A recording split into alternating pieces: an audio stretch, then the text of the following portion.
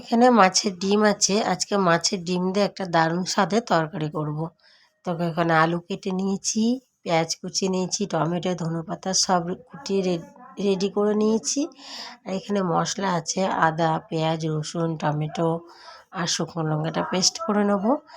মাছের ডিমটাকে ভালো করে ধুয়ে পরিষ্কার করে সামান্য একটু বেসন দিয়ে দিচ্ছি, তাহলে বড়া করলে এগুলো ফুটবে না। তেলে দিলে মাছের ডিমগুলো আর ফুটবে না। একটু বেসন, লবণ, হলুদ আর একটু লঙ্কা কুচি দিয়ে ভালো করে মেখে নেব।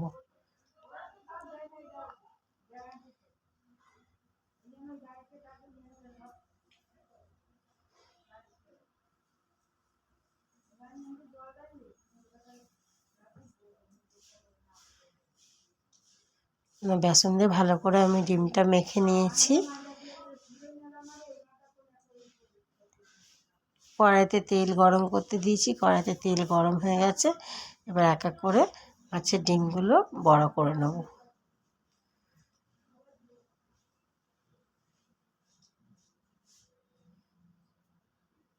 বড়গুলো আমি বেশি বড় করব না, একটু ছোট ছোট সাইজেরই করছি। এটা তরকারি করলে এটা ফুলে একটু বড় হয়ে যাবে। ছোট করলে এর মধ্যে ঝাল মশলাটাও বেশ ভালো ঢুকবে।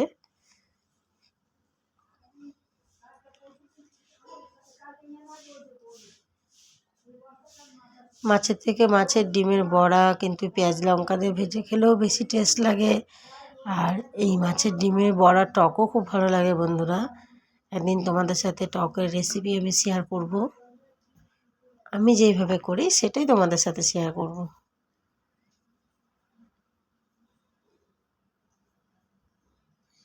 এক এক করে বড়াগুলো আমি সব ভেজে নেব।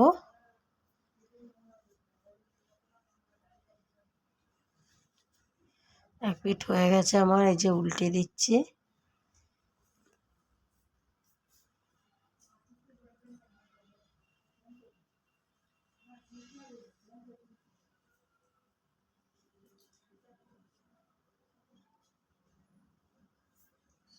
নতুন বন্ধুরা যারা ভিডিওটা দেখছো, লাইক কমেন্ট করে চ্যানেলটাকে সাবস্ক্রাইব করে অবশ্যই কিন্তু পাশে থাকবে। আমিও তোমাদের পাশে থাকবো। এই দেখো বড়াগুলো সব ভাজা হয়ে গেছে আমার এক এক করে।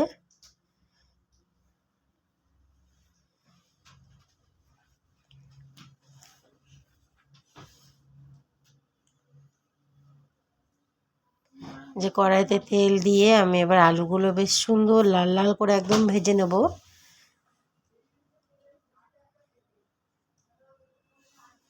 একটু লবণ হলুদ দিয়ে দিলাম।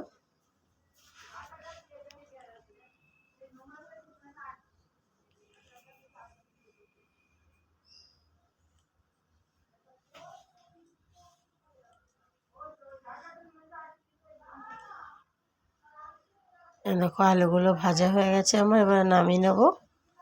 ওই কড়াইতে আবার তেল দিয়ে আমি তরকারিটা বসিয়ে দেবো।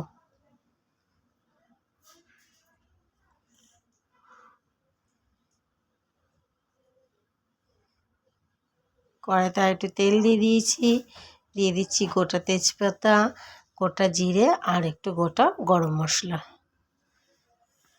জিরা গরম মশলা তেজপাতা হয়ে গেছে, এবার কুচানো পেঁয়াজটা দিয়ে দিচ্ছি।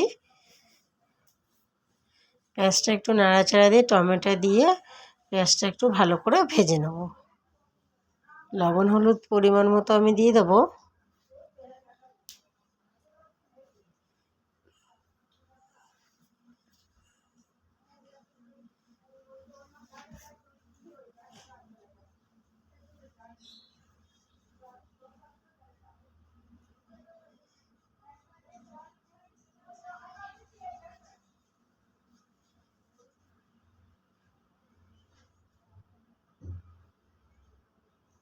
আমি লবণটা একবারে যতটা লাগবে আমি আন্দাজ মতন দিয়ে দিয়েছি।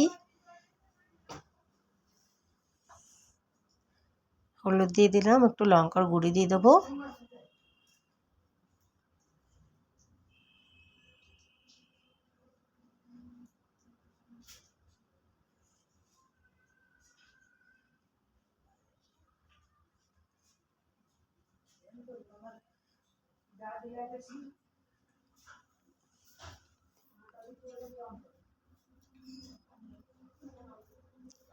বেশ মশলাটা পেঁয়াজ টমেটোটা আমার ভাজা ভাজা হয়ে গেছে। এবার যে মশলাটা আমি বেটে রেখেছিলাম ওটা দিয়ে কষিয়ে নেব।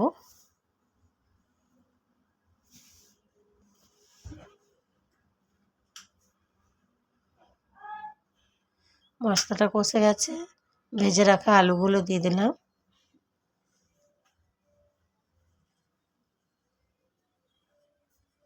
আলুগুলো দিয়ে একটু কষিয়ে নিয়ে পরিমাণ মতন জল দিয়ে দেবো।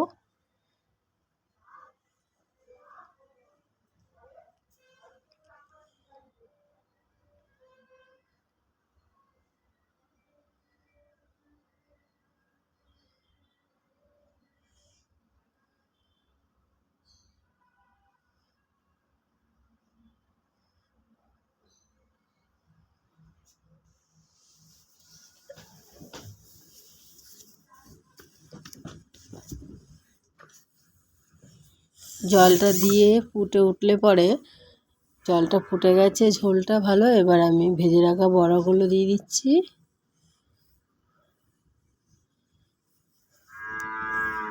এতটা ঝোল থাকবে না বন্ধুরা, বড়াটা দেওয়ার পরে ঝোলটা একটু টেনেই নেবে। আমার আলুগুলো যেহেতু ভাজা ছিল, আমার প্রায় হয়েই এসছে। হওয়ার কিছুক্ষণ আগেই আমি বড়াগুলো দিয়ে দিয়েছি। এবার নামিয়ে নেবো, ধনেপাতা দিয়ে নামিয়ে নেব।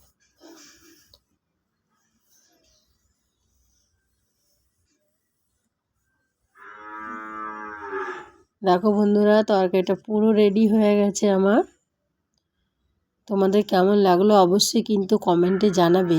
আর তোমরা এইভাবে মাছের ডিমের বড়া করে ঝোল কে কে খেতে ভালোবাসো অবশ্যই জানাবে। আর কে কে করো সেটাও অবশ্যই জানাবে। আমার ভিডিওটা ভালো লাগলেও জানাবে, আর কিছু ভুল ত্রুটি হলে সেটাও অবশ্যই জানাবে।